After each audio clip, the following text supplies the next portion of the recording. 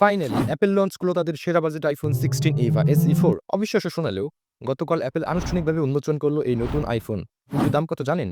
মাত্র $599। তবে বিভিন্ন লিক থেকে শোনা যাচ্ছে এটি $499 পর্যন্ত হতে পারে। বাংলাদেশি টাকায় এটি ৭২,০০০ টাকার মতো পড়তে পারে।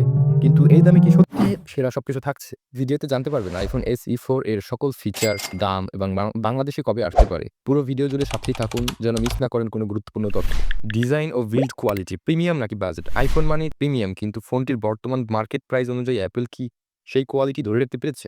আইফোন 16 এর ডিজাইন অনেকটা আইফোন 14 এর মতো, তবে পাতলা বেজেল ও ফ্ল্যাট এজ থাকায় দেখতে বেশ মডার্ন লাগছে। ব্যাক প্যানেল গ্লাস না হয়ে প্লাস্টিক হওয়ার সম্ভাবনা থাকলেও এটি অ্যাপেলের বিশেষ কোটিং এর কারণে প্রিমিয়াম ফিল দিতে পারে। তবে 7.8 mm থিকনেস ও 170 গ্রাম ওজন বেশ হালকা ও স্লিম সিল হবে। আবার নতুন কালার অপশনগুলিও বেশ আকর্ষণীয়। ডিজাইন ভালো, তবে প্রিমিয়াম ফিনিশিং নিয়ে প্রশ্ন রয়ে গেছে। প্লে পারফরমেন্স ও সেরা আপগ্রেড।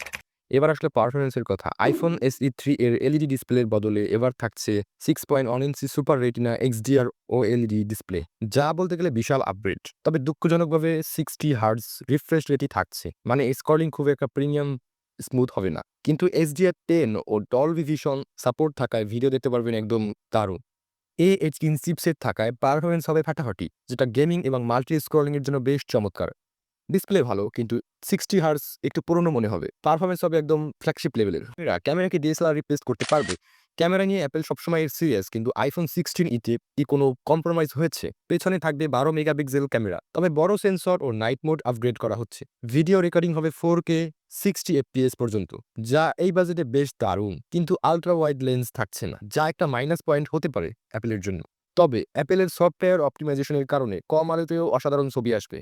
ভালো ক্যামেরা, তবে আল্ট্রা ওয়াইড ও প্রো ফিচারগুলো কিছুটা কমেছে। ব্যাটারি ও চার্জিং ভালো না খারাপ? অ্যাপেল এবার ৩০০ mAh এর ব্যাটারি দিতে পারে, যা আগের চেয়ে ভালো। তবে একদিন চলবে কিনা সেটা সঠিক বলা যায় না। ২০ ওয়াটের ফাস্ট চার্জিং থাকছে, মানে 30 মিনিটে 50% চার্জ। ব্যাটারি আগের চেয়ে ভালো, তবে চার্জিং ধীরগতির। বাংলাদেশি মার্কেট প্রাইস কত? বাংলাদেশে আনঅফিসিয়াল ৭২,০০০ টাকার মতো পড়তে পারে।